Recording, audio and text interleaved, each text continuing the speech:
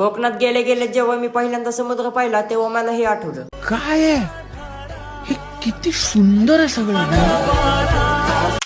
तर नमस्कार मंडळी, मी तुमचा प्रसाद. मित्र आले मिळून म्हणून आलो कोकण फिरून या सिरीजच्या तिसऱ्या भागामध्ये तुमचं स्वागत करतो. तर महाबळेश्वरचं वेण्णा लेक आणि प्रतापगड झाल्यानंतर जसं आम्ही कोकण मधील दापोलीमध्ये एंटर झालो तसं रस्त्याने लागणारी झाडे आणि कौलारूची घरं बघून मन अगदी फ्रेश झालं. पण त्याहूनही जेव्हा तिथे गेल्यानंतर स्टे साठी रिसॉर्ट पाहायला थांबलो असताना तिथल्या रस्त्यावरून कर्दे बीचचा समुद्र पाहिला तेव्हा डायरेक्ट स्वप्नील सरांचे वाक्य काय? आठवलं आणि मन अगदी खोलून हे उठलं. किती सुंदर आहे सगळं. असं वाटत होतं की हे सगळं पाहतच राहू, पण मग विचार केला की अगोदर राहायचं नियोजन करू आणि मग हे सगळं बघत बसू. म्हणून बराच वेळ रूम बघितल्यानंतर एक होमस्टे फायनल केला आणि सूर्य मावळायला लागला होता म्हणून गेल्या गेल्याच कपडे चेंज केले आणि समुद्राकडे पळत सुटलो. पहिल्यांदाच जवळून समुद्र बघत असल्यामुळे फिलिंग तर एकदम ढगात होती म्हणून गेल्या गेल्याच एक ट्रान्झिशन व्हिडिओ काढला आणि मग सगळं बाजूला ठेवून एशियन कॅमेऱ्यात कैद केलं.